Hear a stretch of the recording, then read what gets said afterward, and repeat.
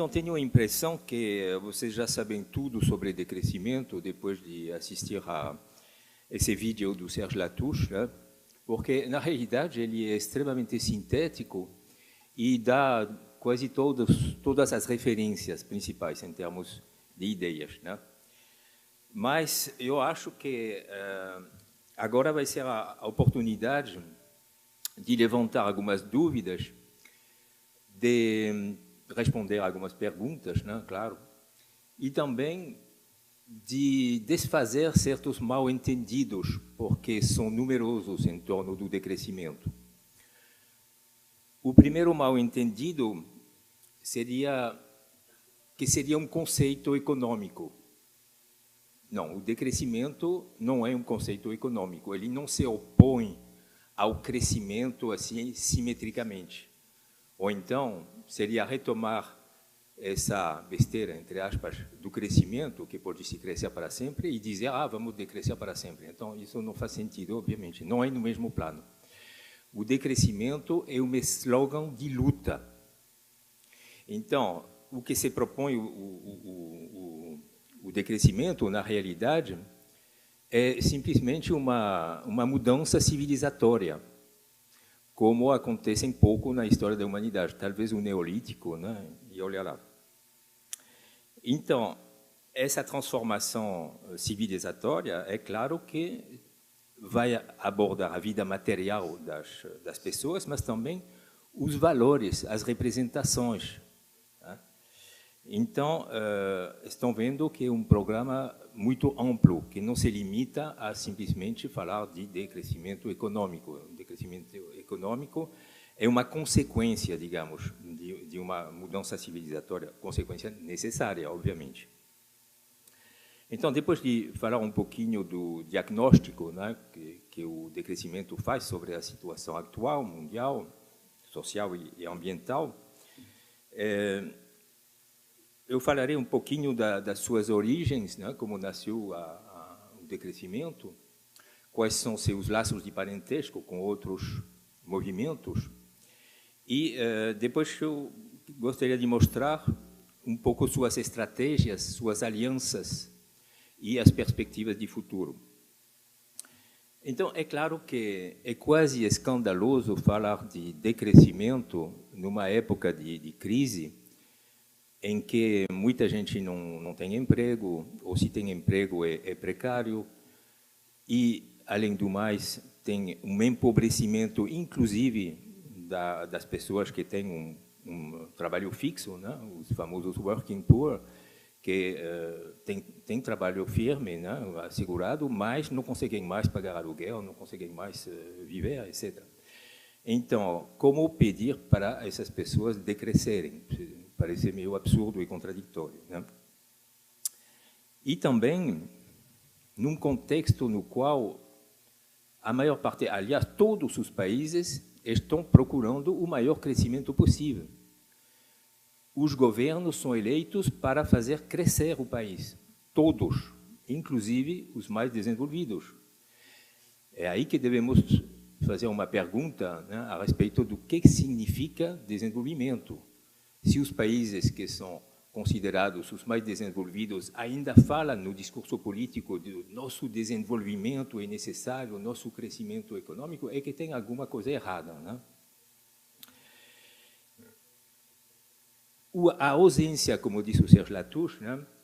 A ausência de crescimento imediatamente se traduz por desemprego, por sofrimento, por exclusão social. Então, e endividamento, claro, das pessoas físicas, mas também dos bancos e dos estados. Então, uma situação insuportável. As nossas sociedades, literalmente, entram em pânico quando não tem crescimento. E, em geral, é a causa de substituição de um governo por outro, que, claro, vai prometer também crescimento, não tem dúvida. E se a gente levar em conta a situação ambiental, a situação piora ainda, né? Além de todos os alertas de cientistas, de instituições de pesquisa, etc., tem todos os alertas das próprias agências da ONU, né? e do próprio secretário-geral, Ban Ki-moon, que falou uma vez que estávamos indo para o abismo pisando no acelerador. Então, quer dizer, não podemos dizer que não tem alerta, que não tem consciência. Tem consciência, até em alto nível. Os diagnósticos, quando a gente lê os relatórios das agências da ONU, em particular do PNUMA, etc., os diagnósticos são bons, não tem muita coisa para acrescentar. Só que quando a gente vai para as soluções, aí é outra coisa, porque as propostas são sempre de abrir mais os mercados, né? Precificar a natureza, fazer de elementos da natureza, introduzir elementos da natureza no mercado, como propõe a economia verde, né? o green growth. Então, serviços ambientais, patentes sobre seres vivos, ou células, ou elementos vivos, etc. Será que esse é o caminho? Será que não tem outro? Então, parece que tem alguma coisa aqui que se situa ao nível dos valores, né? E os valores que são entranhados em cada um de nós, aliás, porque, como dizia um autor uma vez, existe uma antropologia capitalista, no sentido de que teve uma formação, não maquiavélica, não é um problema de alguém que decide isso de cima para baixo, mas, enfim, aconteceu que o sistema criou o homo econômicos, o cidadão, que não seria nenhum cidadão, né, adaptado para esse sistema. Então, para nós, é muito difícil tomar uma distância em relação a esses valores, né?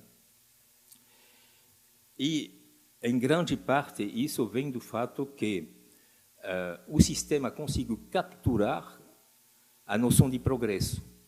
A noção de progresso, no início, não tinha muita ligação, tinha ligação com democracia, com cultura, com emancipação, etc., mas não tinha muita ligação com a economia sensu stricto. Mas o sistema conseguiu capturar a noção de progresso e identificá-la à noção de crescimento econômico.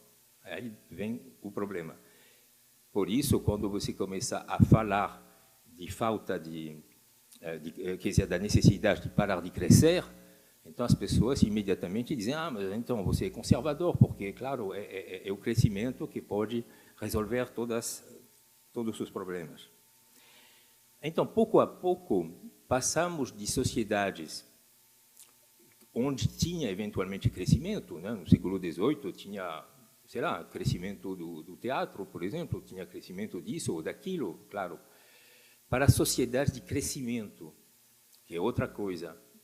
É um pouco parafraseando o Karl Polanyi, que dizia: passamos de sociedades onde tinha mercado, porque o mercado faz 5.000 anos que existe, né, para sociedades de mercado. E isso é outra coisa, quer dizer que todas as instituições funcionam no sentido do mercado ou no sentido do crescimento hoje.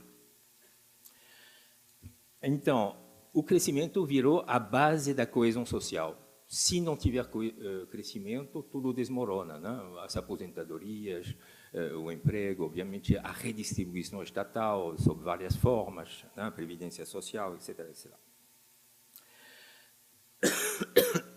Durante esse período que o Serge Latouche evocava, para a Europa, Estados Unidos, Japão, 30 anos depois da guerra, digamos, teve esse compromisso fordista em que tudo crescia mais ou menos ao mesmo tempo. Quer dizer, o lucro do capital, os salários e a redistribuição estatal. Então, foi uma espécie de círculo virtuoso. Tudo bem.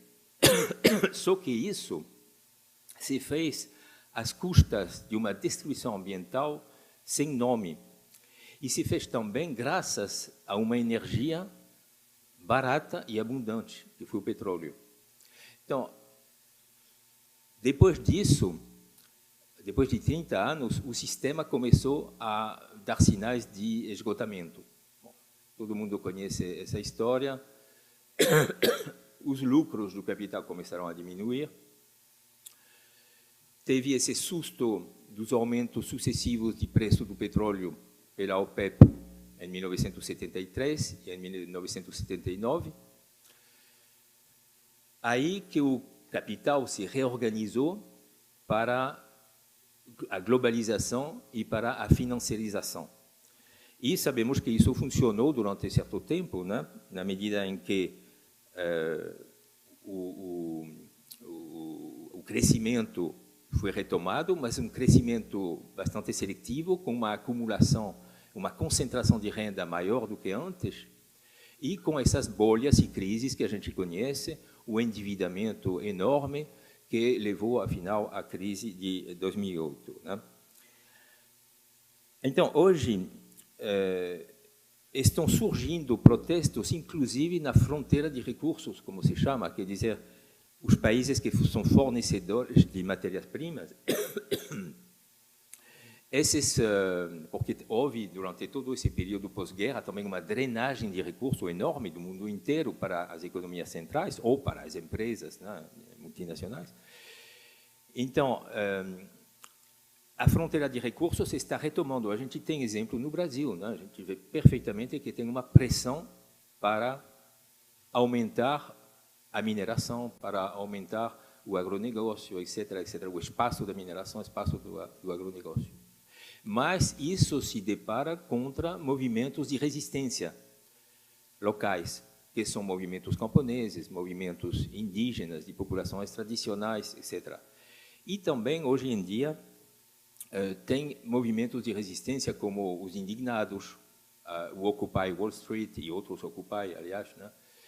Quer dizer, pessoas que começam a tomar consciência que tem uma concentração de renda inaceitável, que tem miséria que está crescendo, inclusive nos países que inventaram o sistema, países ex-centrais, né, que não são mais, uma grande parte, mas, enfim, as desigualdades estão aumentando rapidamente também.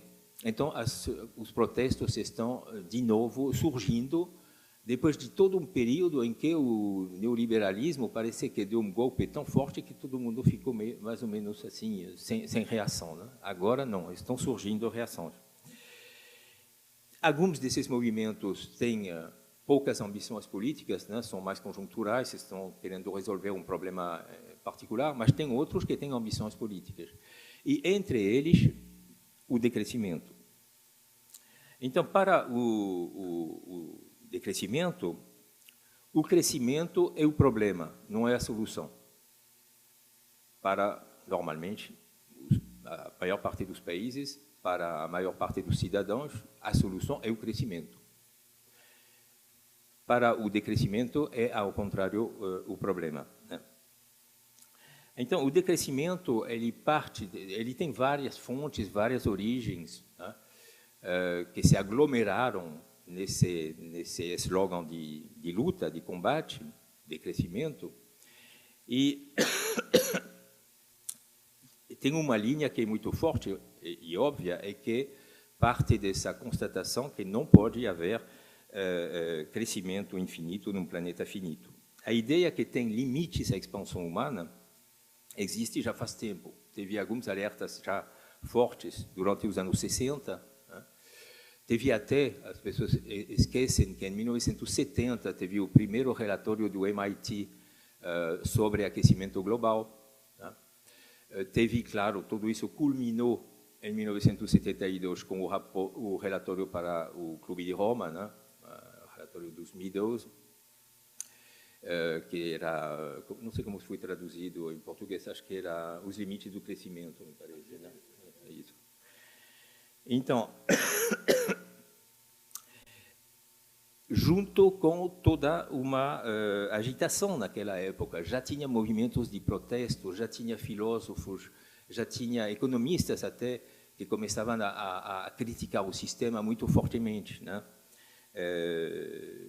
Teve até o presidente da Comissão Europeia da época, Sico Mansholt, que não era um político de segundo escalão, que falou: temos que parar, temos que decrescer. Ele pronunciou a primeira vez a palavra, um político, incrível. Como eu fazia parte dessa primeira turma de protestos do final dos anos 60, 70, início 70, escrevi até uma carta para ele, porque eu achei assim que um político dessa desse porte, né? Então tinha que apoiar. Ele me respondeu, aliás, muito simpaticamente, mas enfim. Mas essa onda foi completamente varrida, claro, pelo movimento de globalização, né? Por quê? Porque os lobbies industriais e energéticos levaram um tal susto com esses relatórios, com esses movimentos de protesto, etc., que eles reagiram. E, na realidade, eles começaram a perceber que tinha que mandar representantes e tinha que fazer lobbying, inclusive para os governos, isso eles faziam já faz tempo, mas inclusive nas novas instituições internacionais e na Comissão Europeia. Então, na primeira grande Conferência Ambiental Internacional de Estocolmo, em 1972, os lobbies chegaram com tanta força que a declaração final, acho que ela poderia ter sido redigida por eles, que seria a mesma coisa, né? Assim, graças a esse lobbying, a questão social e ambiental, não vou separar as duas, né? A associação da questão social e ambiental ficou ao mesmo tempo assim levada em conta pelas instâncias internacionais e pelos países e neutralizada. Isso toda a subtilidade, quer dizer, foi levada em conta. Não podemos dizer que não se falou mais, né? Mas ela foi neutralizada no mesmo movimento. Então, por exemplo, o ecodesenvolvimento, que foi lançado, uma ideia que foi lançada por várias pessoas, inclusive Maurice Strong, que foi o idealizador do encontro de Estocolmo, e Ignacy Sachs, um professor que vários aqui devem conhecer, né? Bom, o ecodesenvolvimento era baseado num desenvolvimento endógeno para a necessidade das populações locais, se possível, o mais local, regional possível. Bom, com recursos locais, etc. O ecodesenvolvimento foi varrido. Claro, num mundo que estava se globalizando, com o mercado se globalizando, um desenvolvimento endógeno não tinha mais lugar. Agora, aconteceu quase a mesma coisa com o desenvolvimento sustentável. Foi um falso consenso na Rio 92. Se falou até que era o oxímoron, né? Quer dizer, uma contradição nos termos. De fato, desenvolvimento sustentável não pode, é contraditório, né? Mas tinha que satisfazer os dois lados. A partir do momento em que os industriais, os agentes econômicos viam desenvolvimento, sabiam que iam poder continuar seus negócios, né? Não podia ter só a sustentabilidade, obviamente. Então, ainda assim, podemos dizer que Rio 92 incorporou preocupações sociais. As populações tradicionais tiveram vez, né, puderam se expressar, etc. Teve várias coisas positivas. Mas 10 anos depois, porque 10 anos depois sempre tem uma conferência de meio termo, foi em Joanesburgo. Em Joanesburgo, aí, realmente, foi só as parcerias público-privado. Os lobbies eram totalmente presentes e não saiu nenhum resultado concreto. Rio 92 teve todas essas convenções internacionais, a Agenda 21, ainda teve alguma coisa. Joanesburgo, não sei se vocês já ouviram falar dos resultados, mas praticamente nada. E na Rio +20, então, aí não se fala mais nem do desenvolvimento sustentável, se fala de economia verde. Então, podemos dizer que, dessa vez, os lobbies conseguiram obter o que eles procuravam há muito tempo. Então, tem momentos assim na história, que a história da bifurcações, né? E teve essa oportunidade de bifurcação, digamos, nos anos 70, 72, né? Não ocorreu. Então, será que abre outra janela hoje? Porque temos uma configuração um pouco semelhante de protestos, de instituições, etc., etc. E a situação é muito mais dramática, claro, do que em 72. Aí, as abordagens próprias do decrescimento, podemos dizer que elas reúnem várias correntes, né? E principalmente a da bioeconomia. A bioeconomia foi criada por Georges Skurugen ao qual se referiu o Serge Latouche. Essa bioeconomia visava levar em conta a realidade das coisas materiais. Ele falou que, de fato, a economia tinha já voado para não sei que céus, mas que tinha que levar em conta a energia concreta, os recursos concretos e o que ele chamou o metabolismo da sociedade humana. Quer dizer, você tem uma entrada, um input, você tem um output, uma saída, né? Lixo, calor, etc., etc. E no meio tem o que eles chamam de throughput, né? O que é todo esse metabolismo que funciona, funcionando de um lado ou rejeitando do outro. Então,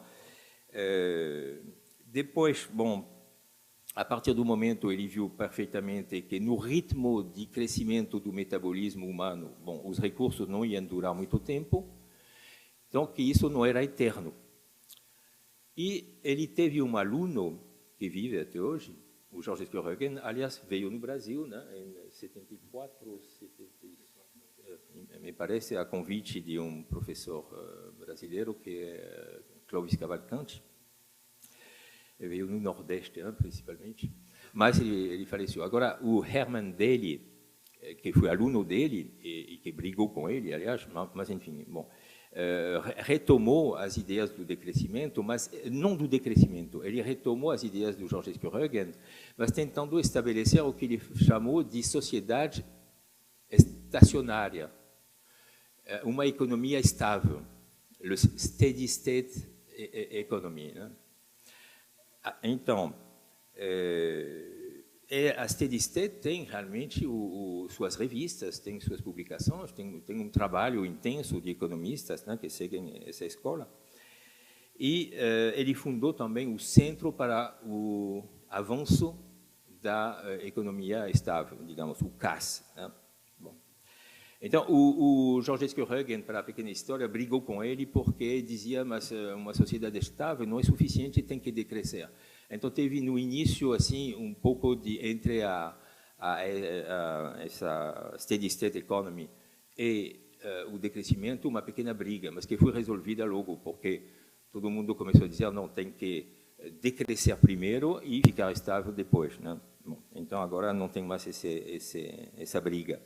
E tem outra escola interessante também, que compartilha também muita coisa com o decrescimento, o Latouche se referiu, aliás, é aquela, a New Economic Foundation, que prega a nova economia e que criou esse indicador, o Happy Planet Index, né? Bom, e o movimento pelo decrescimento, ele nasceu na realidade, a palavra decrescimento não tem sua origem numa abordagem científica. A sua origem é muito mais de movimentos sociais, de protesto, etc. São militantes que lançaram essa palavra, né, em 2001, na França. Em 2002, teve em Paris um grande seminário sobre uma reavaliação, se chamava, aliás, desfazer o desenvolvimento. Né? Então, teve 800 participantes, e lá as pessoas se reuniram, tinha pessoas de todos esses horizontes que eu falei, e outros mais, né? E começou a se falar realmente de decrescimento.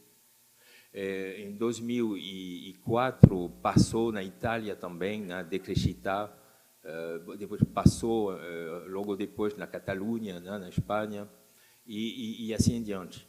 Em 2004 também teve uma revista na França, La Décroissance, que começou a sair, um jornal que publica 30 mil exemplares mensais, né?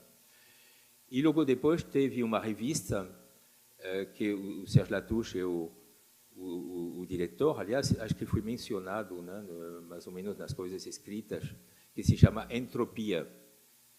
Na realidade, não é a entropia da física, porque no grego original, a entropia significa mais olhar para trás para fazer um balanço, de certa forma, refletir. Né? Então, é mais nesse sentido que foi criada essa revista. E que publica, bom, 2 números por ano, publicamos agora o número 15, eu faço parte da comissão editorial, aliás, e é uma boa revista, mas as pessoas dizem que precisa de ter um dicionário para ler, porque é um pouco, digamos, destinado a um público intelectual, e isso limita muito sua abrangência. Ao contrário do jornal mensal, o jornal mensal La Décroissance, que ele tem uma grande aceitação. Bom, então temos problemas financeiros. Bom, a ecologia, a bioeconomia e ecologia econômica, né, uma das fontes do decrescimento, ela claramente mostra que cada ponto de crescimento do PIB representa uma destruição ambiental, destruição de recursos, né? Então, nossa pegada ecológica já supera em 50% as capacidades de regeneração da biosfera. Inútil dizer que isso não pode durar muito tempo. Pior ainda é que vamos integrar mais 3 bilhões de pessoas à economia de consumo, e isso é, digamos, fisicamente impossível, tal como existe hoje, ao menos, né? Ninguém pode imaginar que o volume da economia pode ser multiplicado por 3 daqui a 2050, e muito menos multiplicado por 30 até o fim do século. Rigorosamente impossível em todas as figuras que você pode imaginar. Então, como estamos indo na parede, realmente tem que dar uma guinada, mas radical. Quer dizer, para evitar a parede é no mínimo 90%, né? 90 graus, desculpa. Agora, o que João Martínez Alier, que é uma pessoa importante, que é um catalão, que é importante no movimento de justiça ambiental e que adere também, não é uma adesão, é uma associação, né, ao decrescimento, diz que o decrescimento é a redução do metabolismo geral da sociedade de forma socialmente aceitável, e essa nuance é totalmente essencial. Então, é claro que os advogados do crescimento dizem, estão apostando para poder continuar a crescer no que eles chamam da ecoeficiência, né? Não sei se você vai falar disso. Não. Então, algumas palavras sobre a ecoeficiência. Isto é, na realidade, é o desacoplamento entre a curva de crescimento para vocês nesse sentido, curva de crescimento da pegada ecológica e o crescimento do PIB. Por enquanto, são rigorosamente paralelos. Mas os advogados do crescimento dizem, não, mas como nas curvas de Kuznets dos anos 50, depois de um certo teto, vai continuar, claro, a crescer o PIB, né, para eles, e a pegada ecológica vai diminuir. Aí tem um milagre que é interessante, né, de analisar, porque isso supõe que vai ter realmente um desacoplamento absoluto e não um desacoplamento relativo. O relativo é perfeitamente possível, tem que aumentar o máximo possível, obviamente, né? Bom, e já existe.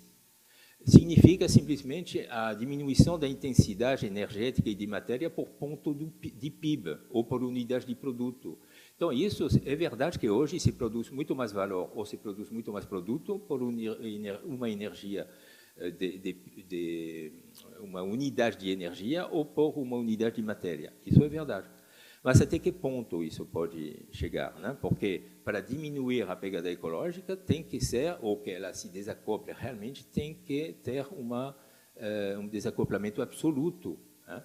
Isso significa que ela tem que diminuir. E como pode diminuir se você continua a crescer? Então, eles apostam na desmaterialização da economia. Então, essa desmaterialização, o decrescimento diz que é largamente, amplamente um mito, e tenta desfazer o mito, né? Por exemplo, atividades de lazer, atividades de turismo na Europa são responsáveis de 25% das emissões de CO2.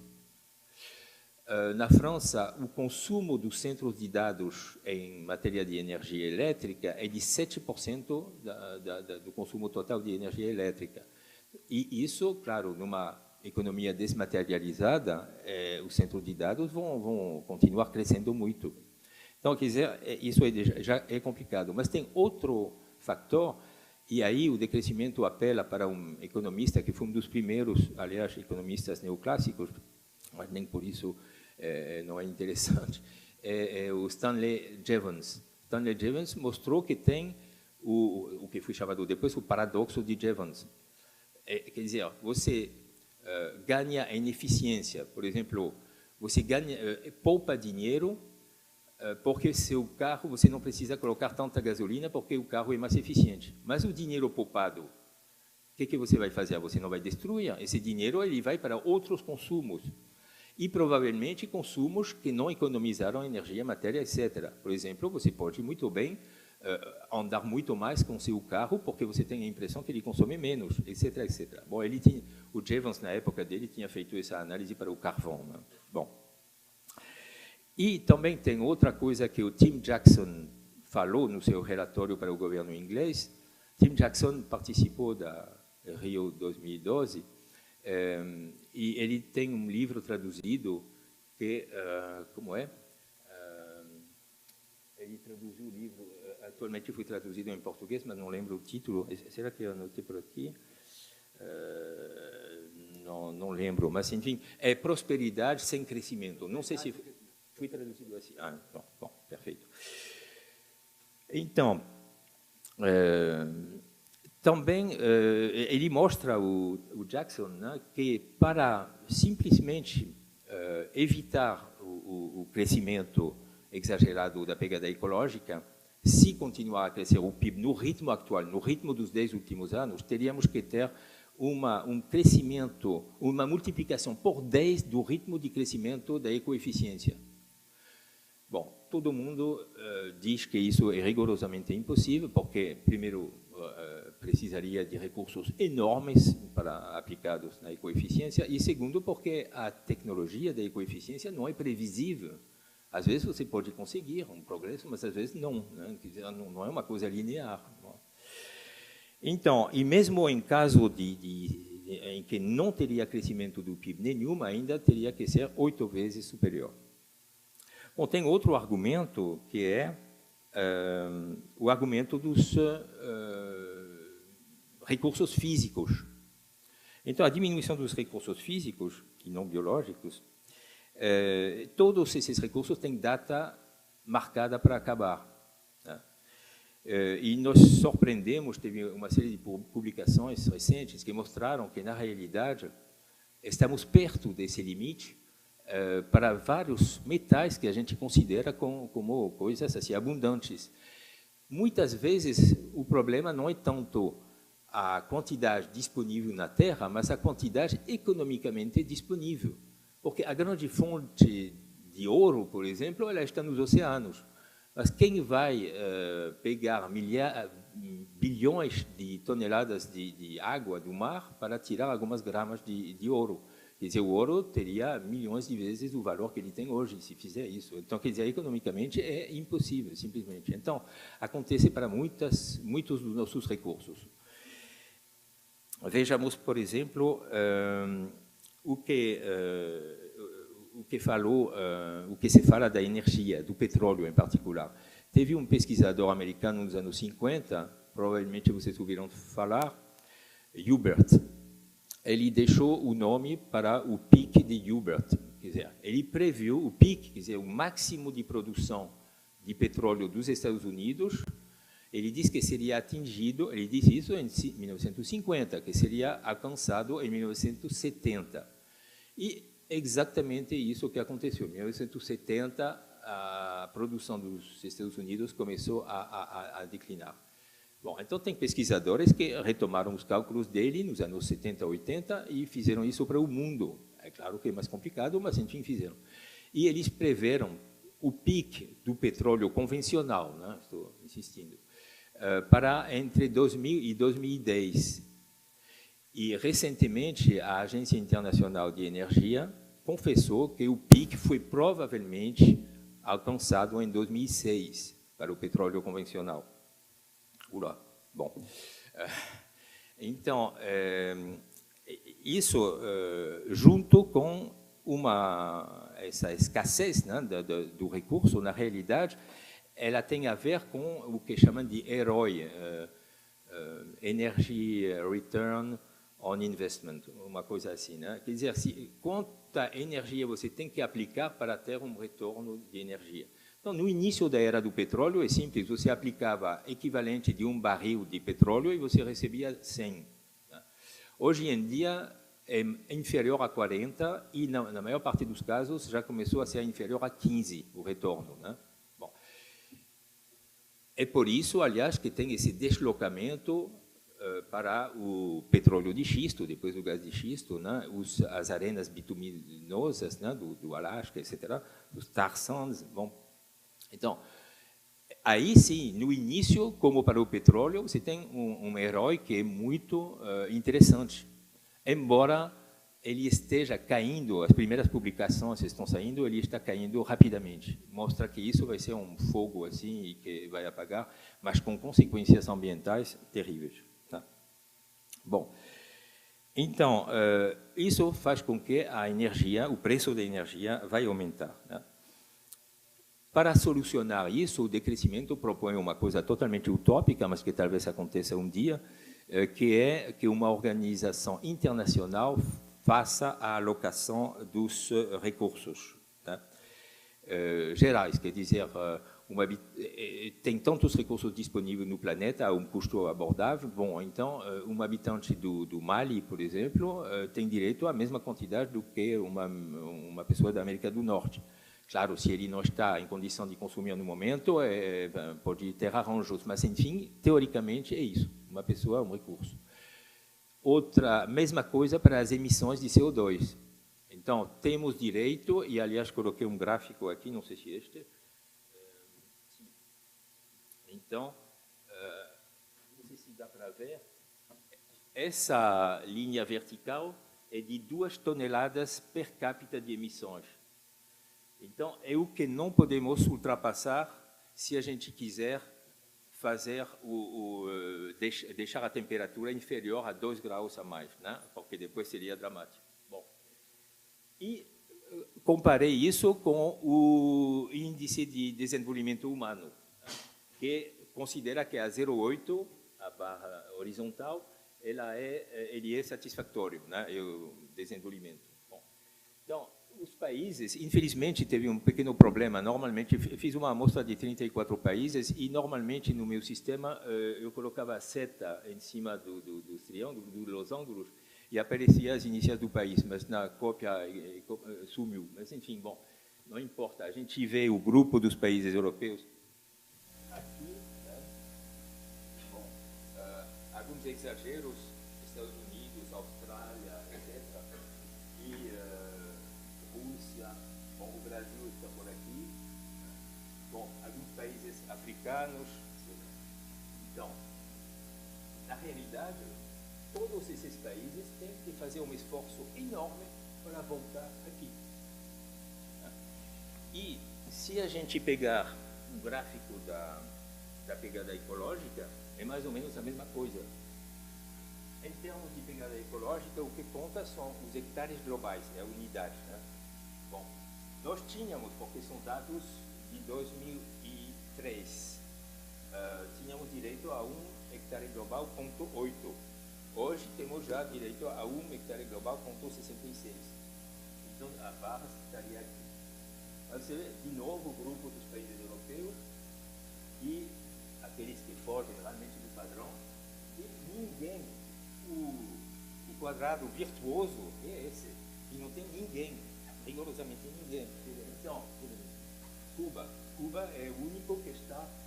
bom, não peguei como exemplo, mas é verdade que é o único que está aqui. Bom, agora, o esforço desses países aqui é de subir até aqui sem passar dessa linha.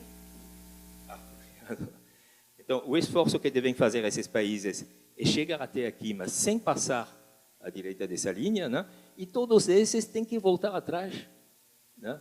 Então, isso é um esforço absolutamente considerável e não sei realmente como que poderia ser feito se não diminuir o metabolismo geral da sociedade. Você tem a Suíça que fez o cálculo O Canadá também tem que dividir sua economia por 4, por 5, para poder voltar nesse canto. Mas dividir por 4 ou 5 significa simplesmente caber nos recursos que tem no seu território. Né? Então, quer dizer que não é mais para emprestar de outros, não, é ficar com essa capacidade. Então, o decrescimento, bom, teria que aprofundar, talvez, através das perguntas, mas ele também tem uma certa desconfiança na tecnologia em geral, né? Nas soluções tecnológicas.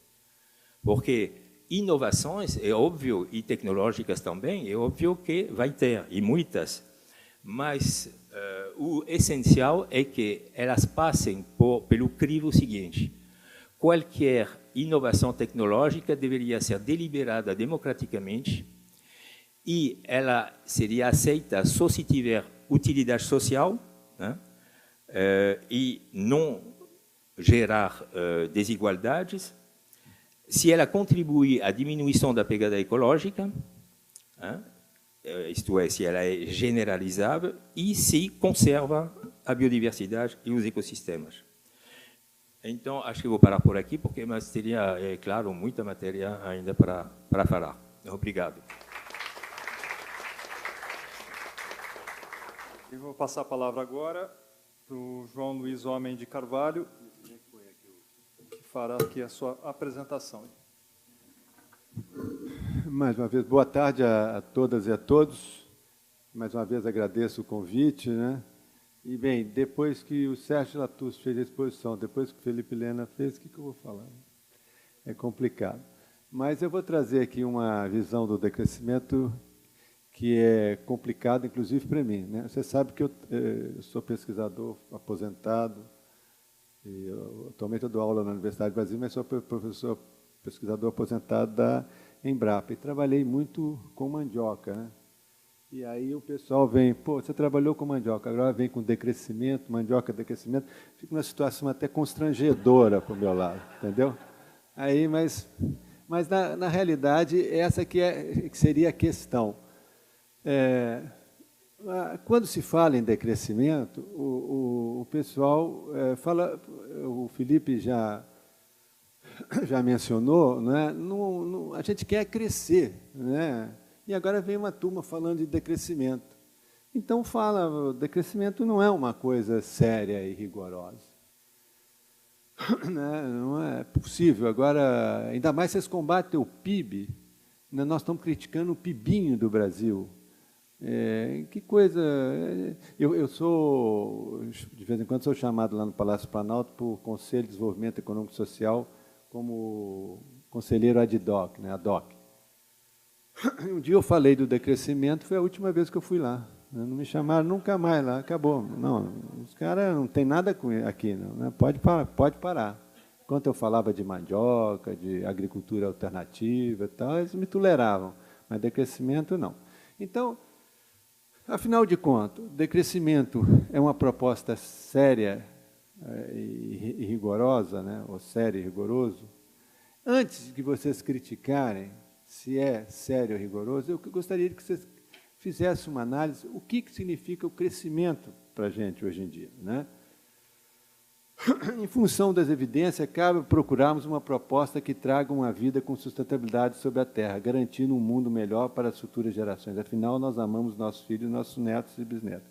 Acontece o seguinte, as evidências estão aí, né? Várias pessoas estão aí.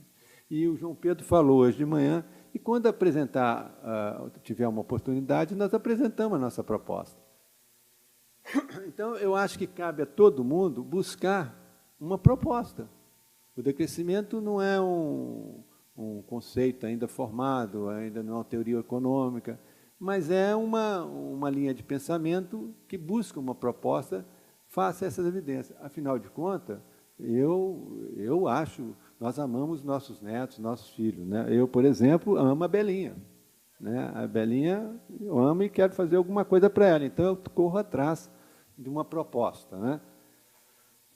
Nossa proposta de decrescimento sustentável, o Felipe Lena já falou, né? Um slogan mobilizador, alternativa civilizatória, né? eu acho que desnecessário. Em última análise, é uma proposta de viver bem, viver melhor do que nós vivemos, né? Porque a proposta de crescimento hoje, ela não necessariamente traz a felicidade, muito pelo contrário. Você tem uma curva que já também mencionou, que você começa a decrescer na questão felicidade, né? Você tem, por exemplo, algumas curvas aí nos países. A França, por exemplo, né, a terra do Felipe aí, tem um trabalho que mostra a quantidade de barbitúricos que as pessoas tomam hoje em dia em função de uma vida que não é legal. Então, toma medicamento para dormir, medicamento para acordar, medicamento contra estresse, medicamento com uma síndrome de pânico, medicamento... É toda uma questão de não felicidade realmente, mesmo que a vida seja cada vez mais moderna, mais cheia de iPod, iPad, carro que voa, carro que... Não, voa ainda não tem, né? É só carro que encosta sozinho. Tá bom. Então, como decrescer, aí tem os 8 R's. O Sérgio Latouche falou alguma coisa sobre os 8 R's do... Não? Bom, a proposta de como decrescer, o Sérgio Latouche coloca isso aí, que é os 8 R: reavaliar, recontextualizar, reestruturar, relocalizar, redistribuir, reduzir, reutilizar, reciclar. Então, isso aí também a gente não gostaria de discutir isso aqui agora, porque a minha intenção é mostrar realmente a proposta do crescimento face à do decrescimento. A do decrescimento é uma proposta light, boa paz, sem briga, sem nada. Reavaliar, revisar os valores, cooperação versus competitividade, altruísmo versus egoísmo. Recontextualizar, modificar nossas formas de conceituar a realidade, evidenciando a construção social da pobreza, escassez. Reestruturar, adaptar as estruturas econômicas e produtivas em relação a outros valores sociais. Relocalizar, incentivar a produção e o consumo essencialmente de escala local, que nós falamos hoje de manhã.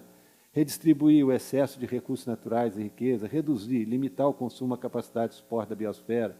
Reutilizar, contra o consumismo, tender a ter bens duráveis, repará-los e conservá-los em vez de descartar um sem fim de produtos. Reciclar em todas as nossas atividades.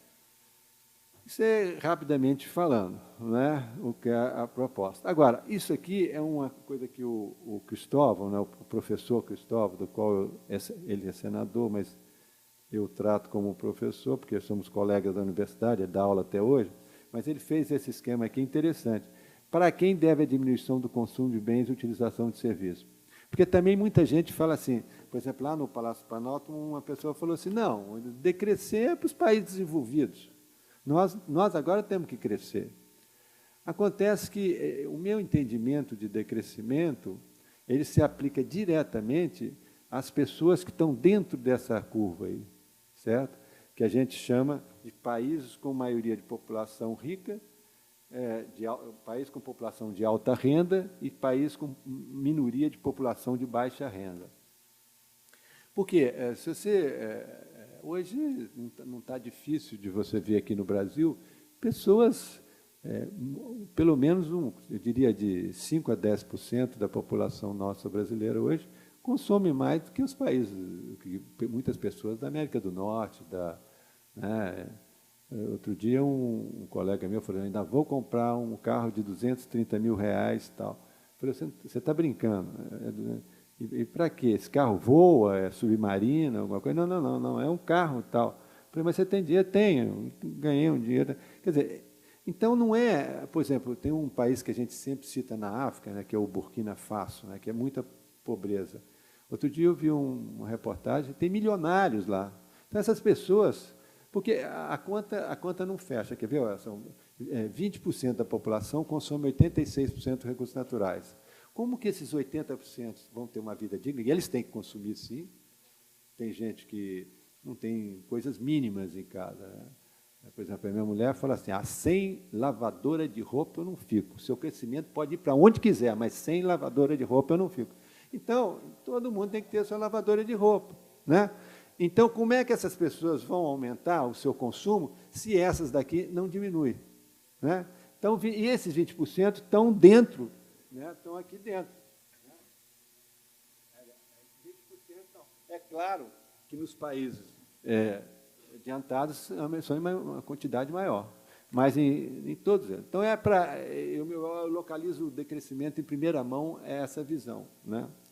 Bom, segundo aqueles que querem o crescimento ilimitado, nossa proposta não é séria nem rigorosa. Mas é sério e rigoroso o projeto em vários pontos do planeta, elaborado para a manutenção de um modo de vida baseado em um crescimento ilimitado? Então, aí a gente começa a fazer uma reflexão. Será que, se você fizer uma reflexão dessa, você não vai ver que a proposta do decrescimento pode ser até uma utopia, mas é uma utopia muito concreta, né? É uma utopia que tem a ver, né? Então, vamos ver lá alguns projetos, só para vocês terem umas ideias desses projetos. Por exemplo, o projeto de geoengenharia, né? Esse projeto, para manter a proposta de crescimento ilimitado, para manter a proposta do ter para ser, porque a principal proposta, a filosofia do crescimento, do consumismo, é o cara ter para ser, né? Se você é um cara legal, intelectual, gente boa, tal, mas se você não anda mais ou menos com umas roupas de grife, pode ser falsificada, mas tudo bem, tem que andar mais ou menos com umas roupas de grife. Se você não anda com carro mais ou menos, se você não mora num lugar mais ou menos, ninguém te respeita. Ninguém te respeita, entendeu? Agora, o contrário é verdade. Se você é um patife, não vale nada, não contribui nada com a sociedade, mas tem um carrão, mora num lugar bacana. E, normalmente, esses caras, mais ou menos, são assim, né? Então, você tem valor. Então, para manter isso, né, olha a primeira proposta. Jogar milhões de toneladas de ferro nos oceanos para favorizar o crescimento de fitoplâncton e, assim, fixar o CO2. Você já pensou que loucura? Que loucura, cara. Agora, vamos pôr lá a Vale, fazer uma ponte para ela distribuir minério de ferro no oceano, né, para aumentar. Com isso, o fitoplâncton vai captar o CO2, né, e aí você vai continuar jogando CO2, mas não tem problema, que você jogou fitoplâncton e eles vão captar. Então, você joga, eles captam. Uma pergunta, isso é sério? Isso é rigoroso, uma proposta maluca dessa? Pelo amor de Deus. Vamos lá para outra, não acabou não. Estocar subterraneamente o CO2 captado logo após a sua emissão em minas de carvão desativada. Então, por exemplo, você tem uma usina aí, sei lá de quê, né, que solta CO2 para danar. Não, manda brasa, pode soltar CO2. Aí eles dão um jeito de colocar lá um canão lá em cima, chupar esse CO2 para estocar em minas de carvão desativadas. Ou estocar em algum lugar que tiver um buraco. E se não tiver um buraco, faz o buraco para estocar. Então, olha que outra loucura maluca para quê? Mais uma vez eu digo, para manter um consumo exacerbado. Para você tocar de celular de 6 em 6 meses. Enfim, uma loucura total. Vamos lá. Emissão de compostos sulfurosos na atmosfera para produzir aerosóis. O que os caras bolaram? Eles pegam um navio, pegam um balão, põe na estratosfera, um balão, um monstro de um balão, e começa a jogar aquele negócio de fantasia de carnaval, né, que fica brilhando assim, purpurina, né, aquela porção de coisa, para refletir os raios solares, e os raios solares não entrar aqui, quer dizer, o ar pode ficar poluído, mas, em compensação, as geleiras não vão degelar, mas o ar vai ficar poluído. Então, pelo menos a geleira, você sabe, porque a temperatura não vai aumentar. Estudo, mais uma vez, para conservar aquela questão do consumo exacerbado. Tem outros, né? Vamos lá. O projeto Desertec. A ideia é cobrir parte do Saara com painéis solares e turbinas eólicas para produzir eletricidade, que será utilizada na região e exportada para o mercado consumidor local na Europa. Você não vai ter problema na França, tá? O argumento é que 6 horas no deserto do Saara recebe o mesmo tanto de energia que a humanidade utiliza um ano. Essa que é a grande justificativa. Uma coisa que o Felipe, não sei, uma conversa com ele falou, o decrescimento, a proposta do decrescimento, ela não vai contra, por exemplo, procurar uma energia limpa. Isso aqui é uma energia extremamente limpa, certo? Não sou contra isso, não. Agora, para que essa energia é coisa? para manter um consumo exacerbado. Porque quando você fala assim, o mundo sofre um problema de energia, esse não é o problema só, não. Não é só energia, é matéria, porque não adianta você ter energia se você não tem matéria para transformar. Então, você tem a energia do fluxo solar, que é uma energia limpa, que você pode captar, mas você vai nas entranhas da Terra buscar matéria para você transformar. Então, para que eles querem isso aqui? É para continuar transformando. Não é exatamente a questão de você, por exemplo, vamos pegar essa energia limpa, que é válida, até é válida, eu acho que, entropicamente falando, você tem que pegar a energia do fluxo solar e deixar a energia dos entranhas da Terra. Isso o Georgescu Roegen, ele trabalha sobre isso, segundo a lei da termodinâmica, uma série de coisas e tal. Mas olha que loucura. Então, olha, isso já existe. Se não me engano, isso aqui é no Marrocos. Marrocos, cujo eu vou lá ver o meu time ser campeão, tudo bem? Isso aqui, ó. Então, vocês estão vendo, isso aqui, né, são as... como é que se diz? São painéis solares que vão em cima de uma espécie de uma caixa d'água que eleva a temperatura a 500 graus, ela faz um vapor, faz uma turbina girar e depois manda a energia toda para a Europa. Né? Aí você fala assim, epa, mas isso não é energia para a África, não? Imagina, quem está fazendo isso é a Alemanha.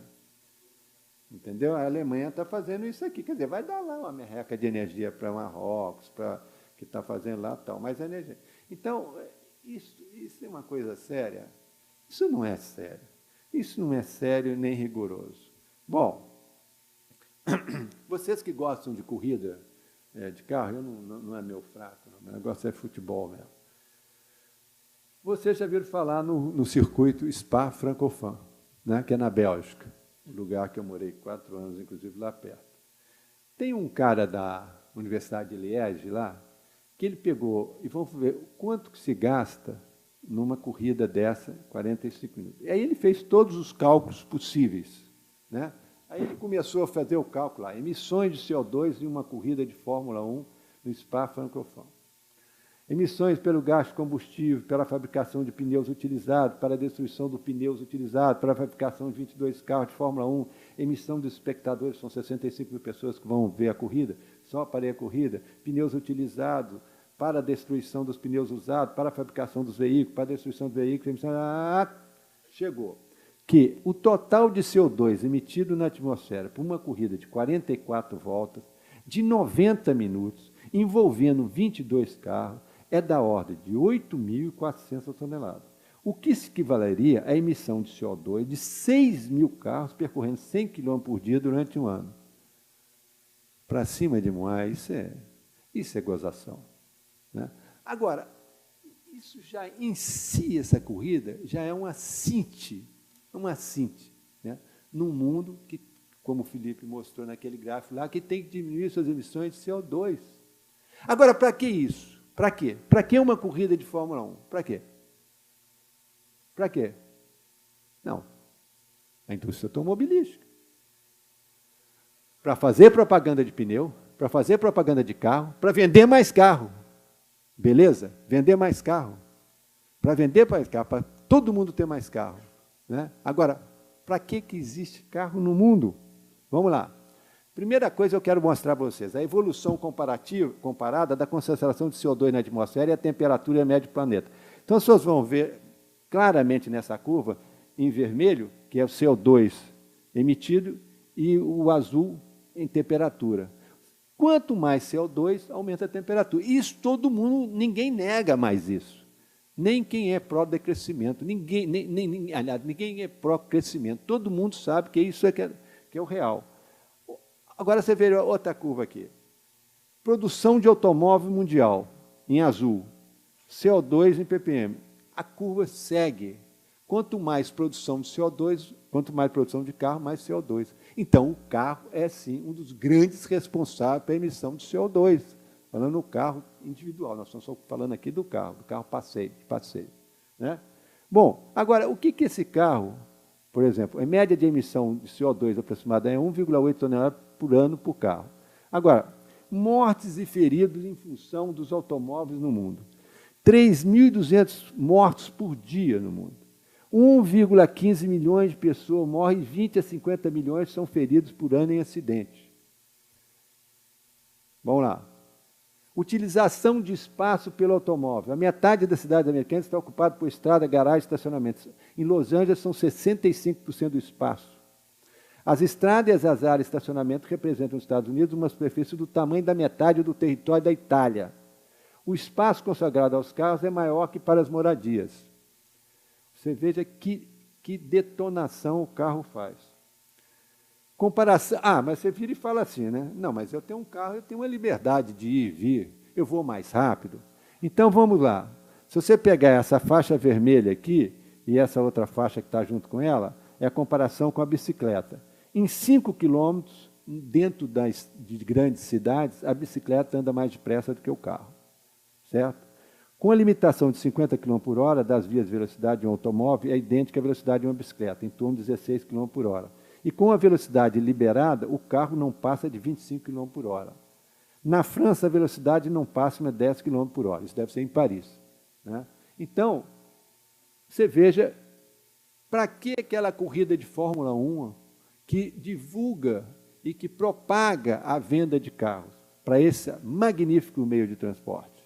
Bom, então, eu não considero essa questão do carro uma proposta de crescimento, porque ela está dentro da proposta de crescimento, séria e rigorosa. Ela não é séria, é muito pelo contrário. Outra coisa, isso aqui é o Brasil, né, em relação ao Brasil, que é o agronegócio, que foi falado hoje de manhã. Olha, o agronegócio também não é uma proposta séria e rigorosa. Não é. Por exemplo, essa fotografia aqui que todo mundo tufa o peito e sai mostrando ela para o mundo afora. O Brasil, celeiro do mundo. Para quem não é da área, as primeiras máquinas estão colhendo soja. E as máquinas de trás, ao mesmo tempo, estão plantando, deve ser o trigo, o milho safrinha, não, mas deve ser trigo. Bom, agora, eu mostrei isso para um colega, ele falou assim, a interpretação de uma foto dessa é uma foto de guerra, porque aquilo foi desmatado tudo. Parte do CO2 que está lá veio do desmatamento daquilo, a biodiversidade se danou. Agora, o pior não é isso.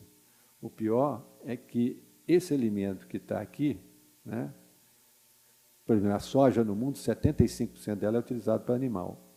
Né? Então, muito pouco está na nossa mesa. Bom, em função dessa utilização, essa maneira de produzir alimentos, quer dizer, entre aspas, no Brasil, você tem um fluxo externo dos produtos agrícolas interessante. Por exemplo, você vê aqui, lá em Brasília, a gente tem uma gozação muito grande com goiano, pelo menos tinha, hoje nem tanto. Então, lá pela década de 70, né, a gente dizia que se media a inteligência de um goiano pela quantidade de arroz de sequeiro que ele plantava, quer dizer, arroz no morro, assim, arroz no coisa. Quer dizer, quanto maior a quantidade, mais burro era o cara. Acontece que, na realidade, isso aí é uma coisa que hoje é o contrário. Eles eram muito mais inteligentes do que a gente imaginava. Por quê? Porque o arroz de sequeiro, para começar, era plantado em todo lugar no centro-oeste. Então, é aquela questão do alimento local. Né? Está tudo plantado ali. É claro que você era muito sensível a intempéries, né? Você está esperando chuva, tal. Mas os caras falaram, a produção, quer dizer, o agronegócio disse, mas a produtividade é baixa. Né? E a produtividade baixa, o risco é maior. Aonde que dá dinheiro plantando arroz? No Rio Grande do Sul. Então, vamos todos plantar arroz no Rio Grande do Sul e abandona esse negócio de plantar arroz no sequeiro. 68% do arroz que você consome no Brasil hoje é produzido no Rio Grande do Sul. Beleza? Por que é beleza? Vamos analisar. Primeiro, a produtividade é alta. Né? Segundo, as pessoas, com isso, oferem mais lucro. Mas e as externalidades negativas desse processo de plantio? Ninguém contabiliza. Por exemplo, vamos dar uma simples aqui, que é esse transporte do arroz rodoviário por todo o Brasil. Isso tem um custo altíssimo, que não é contabilizado. Você fala, não, nós pagamos o transporte. Você paga o transporte, mas você não está contabilizado no quilo de arroz, a manutenção das estradas, fazer pontes, desastres, uma série, emissão de CO2. Isso não está contabilizado. Você não contabiliza a emissão de CH4, de metano, que é o arroz irrigado, que o CH4 ele é 21 vezes mais poluente que o CO2. Né? Isso não está contabilizado. Então, essa proposta do agronegócio de levar a coisa para simplesmente dar o lucro, né, para dar simplesmente o lucro, não colocar no preço as externalidades negativas, é uma questão também muito complicada. Bom, o legado do agronegócio. Já foi muito falado aqui. A produção e distribuição de consumo de alimento é o terceiro ponto que consome mais recursos naturais no planeta por consumir cada vez mais energia e água disponível no planeta. E o outro dia, eu estava na minha casa almoçando, e minha mulher falou, olha essa cebolinha frita, picadinha, assim, que legal que é. Eu pus na salada, era legal. Tá. Aí eu vi o potinho, assim, Amsterdã, fabricado em Amsterdã. Eu comendo cebola frita, picada, e olha, um decrescentista. Eu falei, Simone, eu vou separar, não é possível um negócio desse. Que absurdo um negócio. Quer dizer, Brasília dá cebola bem. Aqui, olha, está aqui. Na atualidade, o alimento viaja 2,5 mil quilômetros antes de ser consumido. O tomate que se consome em Porto Alegre é produzido em Santa Catarina, mas viajar para ser a GESP em São Paulo. O Brasil produz soja para alimentar o rebanho bovino europeu do outro lado. Isso aqui também é uma coisa interessante. Na era pré-industrial, um camponês consumia 1 caloria para produzir 50 calorias em alimento. Hoje, para cada caloria produzida pela agricultura, são gastas 17 calorias. Então, esse é o legado do agronegócio. Mais uma coisa do legado. Isso aqui vocês sabem muito bem, desde 2008, o Brasil é o maior consumidor de agrotóxicos do mundo, que são 5,2 litros habitante ano. A contaminação por agrotóxicos está no solo, nos rios, nos lençóis freáticos, em certas regiões, até no leite materno. Segundo a Anvisa, 53% dos trabalhadores com monocultura do abacaxi estavam com alterações na função hepática. 150 milhões de dólares são gastos com intoxicações agudas no estado do Paraná. Isso tem um estudo que eu li sobre isso. Tá. Então, essa proposta. Mas aí o que tem a ver com o crescimento? Claro, é uma proposta de crescimento a todo custo. Né? É crescer por crescer. Esse sistema de produção agrícola. Bom, obsolescência. 80% dos bens postos no mercado para venda são utilizados uma única vez, antes de ir direto para a lata de lixo. Hoje, os países ricos produzem 4 bilhões de toneladas de resíduos por ano. A produção de lixo doméstico por habitante é de 760 quilos por ano nos Estados Unidos, 380 quilos na França e 200 quilos na maioria dos países do Sul. 200 quilos na maioria dos países do Sul, porque tem muita pobreza. Porque se você pegar os ricos daqui, eles devem estar consumindo aqui mais de 760 quilos. Né? Então, essa é a questão da obsolescência. A obsolescência, você sabe muito bem que ela tem 2 tipos principais, que é a programada e a perceptiva. Programada é aquela que você compra um computador e em um ano ele quebra. Você vai mandar consertar, o cara, é preferível você comprar um novo. Né? Essa é a programada. Tem um vídeo que mostra o sujeito que comprou uma impressora, e aí ele entendia de impressora, e ele falou assim, não é possível que com menos de um ano isso aqui tenha quebrado. Não é possível. Aí foi consertar, o cara não quis, aquele negócio todo. Aí ele começou a pesquisar. Né? Aí um russo disse, olha, eu vou mandar para você um programa, porque eles colocaram um chip nessa impressora para ela durar só um ano. Aí ele pegou, pôs o chip e pronto, a impressora funcionou, beleza. Você sabia que nos Estados Unidos tem uma lâmpada num corpo de bombeiro que está fazendo aniversário? Se não me engano, esse ano ela está fazendo 115 anos, acesa. Então, foi o primeiro, como é que chama aquele negócio que todo mundo combina o preço? Hein? Cartel. Foi o primeiro cartel de preço que houve no mundo, foi esse dessa lâmpada. Todo mundo chegou à conclusão, não vamos deixar nenhum idiota aí fazer uma lâmpada que dura 115 anos, que nós vamos morrer de fome. Todo mundo vai pôr 1000 horas. Então, é a obsolescência. A obsolescência é o motor do consumismo. A outra obsolescência é a obsolescência perceptiva, que é o seguinte, né? Você sai, isso acontece muito com tanto homem quanto mulher. Você sai com um sapato, o sapato é bom para danar, mas a pessoa fala, isso é sapato, coleção inverno de 1900 e não sei quanto, você está por fora.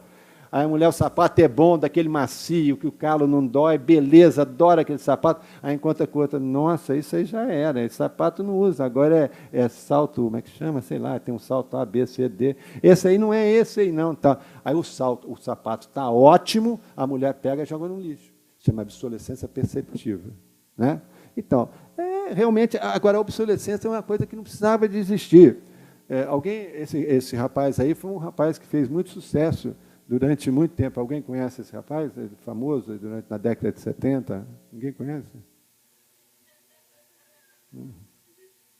Hein? Estou lascado mesmo. Esse aí sou eu, com 22 anos de idade. Vocês não conhecem esse cara. Agora, essa blusa que eu estou lá, vocês conhecem.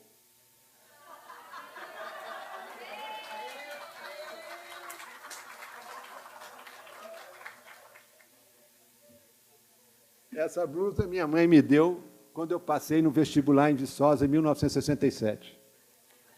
Então, 67, ela tem 46 anos. Então, é uma prova que o mundo pode viver sem obsolescência. Né? Poxa, eu estou tão lascado assim de cara, eu sei, eu estou uma merda. Mas eu estou falando o seguinte, de blusa, eu estou tão assim, não dá para frequentar ambientes... não vão me pôr para fora de um coquetel por causa dessa blusa, vão? Pode me pôr por causa... Bom, então a questão da obsolescência é uma questão complicada, né? Bom, agora, jogar pedra nos outros é muito fácil, mas a questão do decrescimento, ela implica também em você ver o seu comportamento. Então, por exemplo, esse aqui, o interesse do fosfato de ureia da olhar na alimentação de alimentos. João Luiz Homem de Casanha, tese de doutorado, Universidade da Bélgica, 1978. Isso é sério e rigoroso? Eu passar 4 anos estudando fosfato de ureia? Não, na Bélgica tudo bem, mas cá para nós, alguém sabe o que é fosfato de ureia? 1 ano depois que eu fiz essa tese, ninguém mais sabia. Então, agora, o que é isso? Isso é uma das questões do crescimento ilimitado.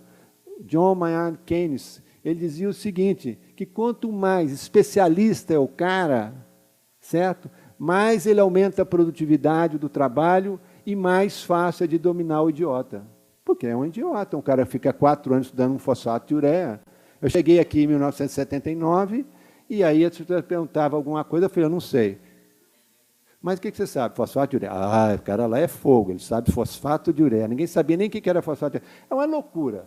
Então, isso também não é sério e rigoroso. Nós, acadêmicos, temos que fazer uma reflexão sobre isso, não é só jogar pedra na questão de um consumismo que a gente, às vezes, participa de maneira intensa.